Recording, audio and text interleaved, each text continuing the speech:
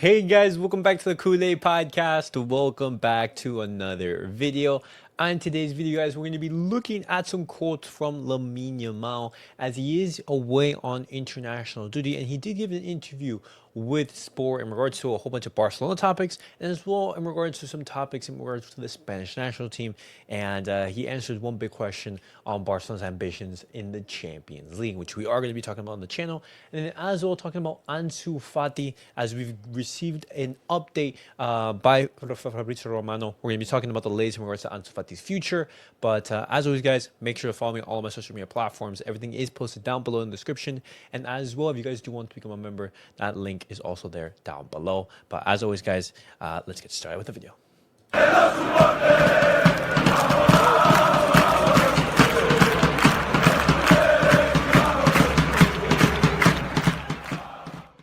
Alright guys, let's get started with the video and let's talk about Lamine Yamal because he gave an interview with Sport and there were a couple quotes that caught my attention and that were, I would say, taken in the wrong way because, Lamine Yamal responds to Barcelona's ambitions in the Champions League and he was confident. And some people, they didn't like that confidence from Lamine Yamal. Some people were saying, hey, maybe you're getting a little bit too ahead of yourself. But I genuinely like these quotes and let's take a look at that.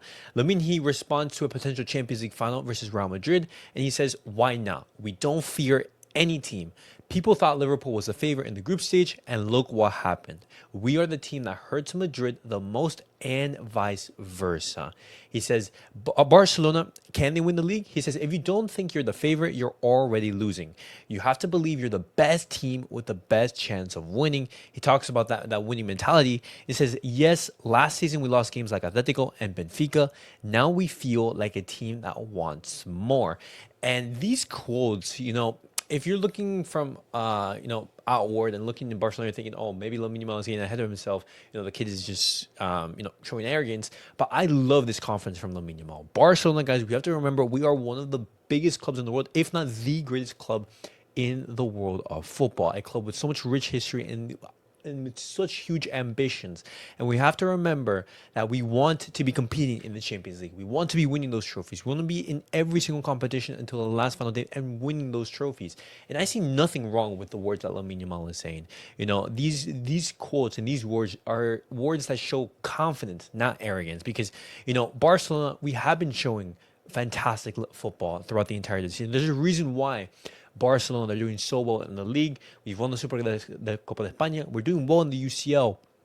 And then as well, we're still in the Copa del Rey. Barcelona in every single competition and playing, the best football that, across Europe. And I absolutely love these quotes from Lamine Yamal, but I want to hear your guys' thoughts. Do you guys think that's arrogance or confidence in regards to Lamine? I think it's confidence, and I love what he is saying. I am 100% in agreement. I think Barcelona should be confident in regards to winning trophies. Lamine Yamal, he talks about his play style in regards to Messi and Iniesta.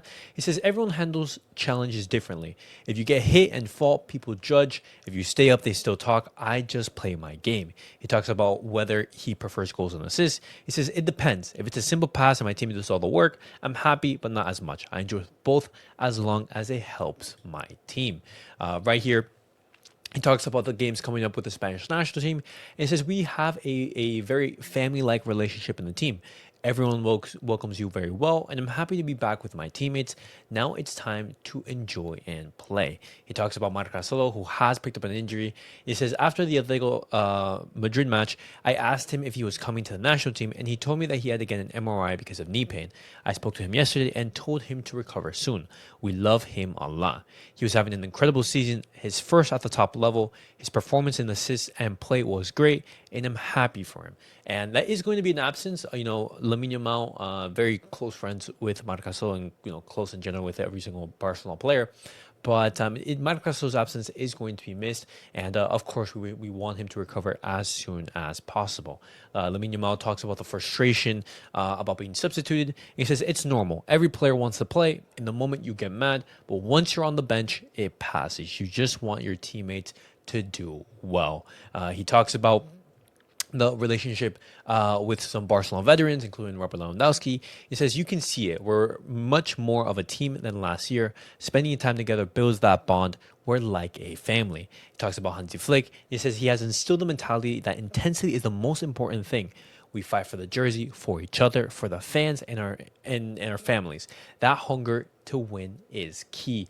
And that mentality from Hansi Flick, because when you look at the quotes from Lamine Yamal in regards to Hansi Flick, he mentions how they view Hansi Flick as a very close sort of like father figure and a very influential role in the team. And he gives confidence. He allows players to perform at their very best.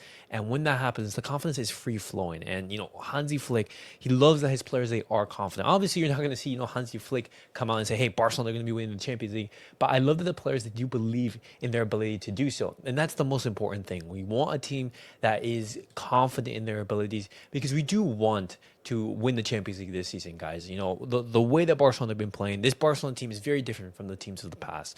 And this Barcelona team, we have a genuine shot at silverware and a genuine shot at the biggest titles. Obviously, we want to win La Liga. Obviously, we want to win the Champions League. And we want to reach there, win that silver, but also perform well.